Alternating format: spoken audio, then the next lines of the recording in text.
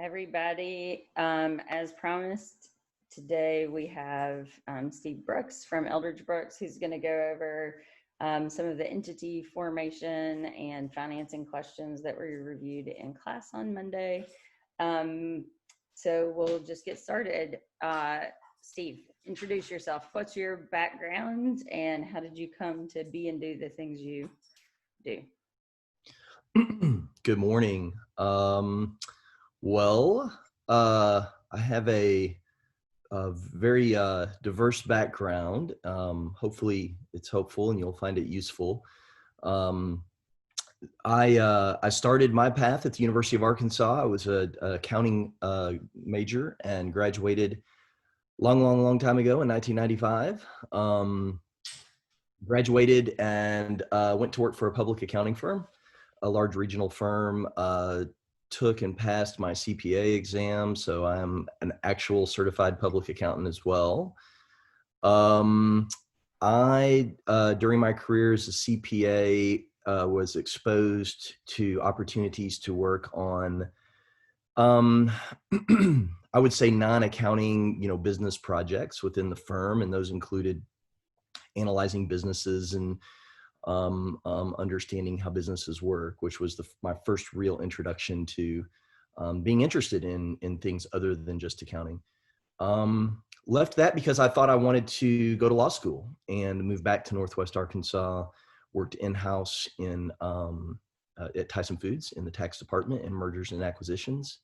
My first exposure to M&A and doing big company acquisitions and sales. We, during that time, had divested of a large fishing operation and acquired another large protein producer in Hudson Foods. Excuse me. And then left that post to go to law school. So went to law school, graduated from the University of Arkansas at Fayetteville School of Law in 2003. Went to work for a large law firm here in Arkansas after that, and had a long, very good career there for about 13 years. Was a partner at that firm. Left that to go form a private equity company, venture capital. We can get into a little bit more about the distinction between those things. But I just call it private capital for lack of confusion. But I with some partners formed a venture capital company. We ended up raising around 150 million across 3 different funds. And so I spent the better part of 4 or 5 years investing in small businesses at various stages of growth. For a whole host of reasons that we may not get into today, that was not just the right structure for me. So I left that to continue my investing activities and for my own law firm. So today I practice with my partner, Connor Eldridge. I handle the business transactions, mergers, acquisitions, private capital part of our firm. And I have another company called Tusk Private Investment, whereby we do private investments with our partners. So sorry for the long intro there, but I thought it might be helpful in an understanding for what I'm getting ready to say. Yeah, no, I think it is. And you have a unique background in that way. I think you can cover most of what we covered in class on Monday for the students. One of the first things that we talked about was entity formation. So if you're going to start a business, you have to create a business entity. Could you run through some basic entity structures and kind of decisions around which to choose? I mean, I realize we could go way down a rabbit hole on that, but just the very most basic version of how to decide what kind of business to make. Sure, good question. And I think it really is, one of the first things you have to decide, and it is important. In a nutshell, I think there are 3 basic choices to make. There are more, but basically they boil down to 3. And those are driven primarily by capital structure and tax structure. We can get into the sort of jurisdiction or state of formation later, but those 3 are, I would say, in rank order, from the most common to the least, are LLC, what is called a C corporation, and an S corporation. Those are the three. If you want me to break those down any further, I can. Well, just why might some use an LLC versus for this purpose, just one of the two corporate options? Gotcha. Sure. So I'm trying to condense like a whole lifetime of learning into a nutshell here. In an the LLC tends to be the most popular because it is the most flexible and I would say in some ways simple to form and to get started with. It provides both the state law protections of liability as an owner from exposure to business debts and risks and lawsuits and things like that. So you get full protection from your business activities as an owner for your personal assets, and it's the most tax efficient at the same time because it is a what is called flow through tax treatment, meaning the entity itself does not pay taxes. So you only pay one level of taxes as opposed to a C corp, where you're only paying taxes at your ordinary, your personal income tax rate. So you have in an LLC, high, the highest level of the veil of protection of liability to protect your personal assets, and the most flexibility in tax. Combined with, and I would throw in a third, combined with the simplicity and ease of formation. Typically, it's an online filing with the Secretary of State. It is an operating agreement, which therein lies the complexity. But it is just an operating agreement, and in its simplest form, one member, we have a 5-page version of an operating agreement. It's super simple, and off you go. All of that whole process takes a handful of dollars and 15 minutes of your time. So that tends to be the most popular. Great, thank you. It is sort of lore that people tend to form LLCs in Delaware as opposed to whatever state they're operating in. Could you just comment on why? Sure. Yeah. I think with the Delaware discussion, we should also just put a pin in the earlier discussion about the differences between the entities. And I would say Delaware often comes with formation of a C corp. So in a C corp, as opposed to the LLC that I was discussing, that entity pays taxes. The formation is a bit more complex and document heavy. And the C corp comes with a little bit more complex and available options on capital structures, meaning investors, essentially.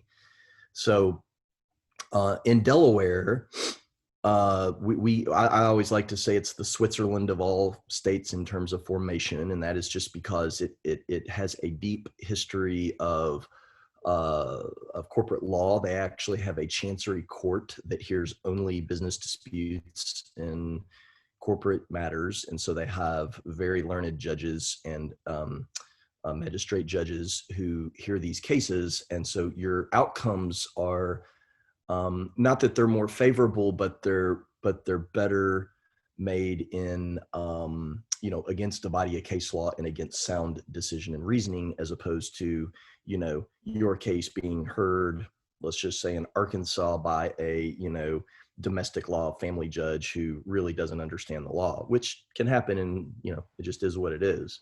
So that's the reason for Delaware. And in addition to that, the statutory regime in Delaware really being favorable to management and boards, supporting the autonomy and decision-making powers of boards to run the company in the way they see fit.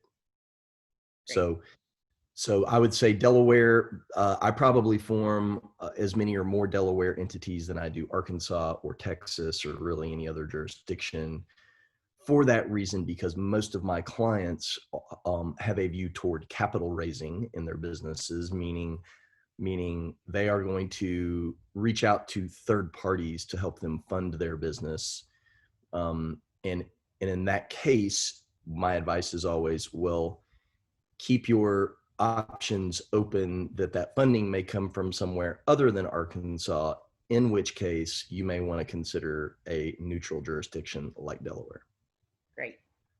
So that's a easy transition into sort of one of our next topics, which is financing structure. So sometimes the operating structure can have impact on how you take in dollars, either on the debt side or the equity side. Could you talk a little bit about how people finance the operations of their business, especially in the startup phase? I think once you get past that initial startup hurdle, then so much is determined by what's already happened. But just in starting up, what do you see as sort of the basic ways that people go about putting money into a business? Sure. I would say at the start, a lot of it is personal funds or friends and family funds, right? We call this round very commonly known as the friends and family round or the seed round. And what I say is at that point, at that stage, because your business is most likely more of an idea than an operating business with some, basic fundamental components, that the investors are betting more on the jockey, not the horse, right? They're betting on you. They're betting on the business founder, because if whomever, John, Susie, whomever, is this known entity to these investors, they tend to say, look, whatever they're doing, I support them because we know they're going to be successful. So it tends to be more just a closely held, more just trust sort of a relationship. But that does not mean that capital should come in without legal advice and without counsel about how to properly structure it, because it can affect later rounds of capital from professional investors. So to answer your question, friends and family, sometimes debt through small business, the small business arm of the federal government. There's many borrowing programs available. I'm no expert in those, but those have become more, more prevalent these days, given kind of where we're at just domestically with our financing regime and with the SBA. And then also, I would say to your question about debt or equity, I'd say it's a good mix. I mean, personal private debt can be an option. So some of you may have heard the terms convertible note or safe note. Those are sort of a hybrid debt and equity way to finance your business. We can get into more detail on that if you like, but the basic idea is an investor is essentially going to lend money to the business with the notion or the idea that their money will ultimately convert into equity ownership of the business at some point. So happy to go into more detail of any. Yeah, so just a convertible note versus actually selling equity. What are sort of the differences and why I might choose a convertible note rather than just saying, I'm going to sell you 10% of the company?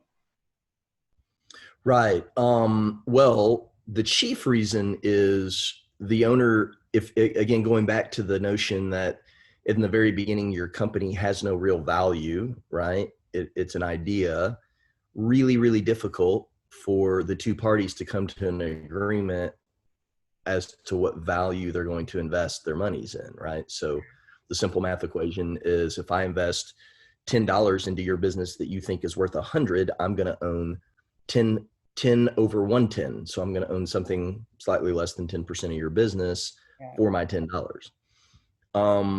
Really difficult to get an investor to agree that your idea is worth $100 until, it's got something in the market, right? So in order to bridge that gap, and in order for the owner not to have to give away a vast majority of his business to get some really early financing, which they should not do, don't do that. The solution is an instrument that says, I'm going to loan you this money, and at such time as it is feasible and proper to put a valuation on the company,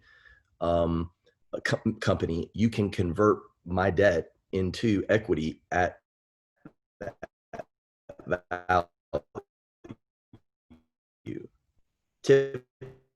Hold on just a second. The Typically, that connection. comes along getting a bad connection. Yeah.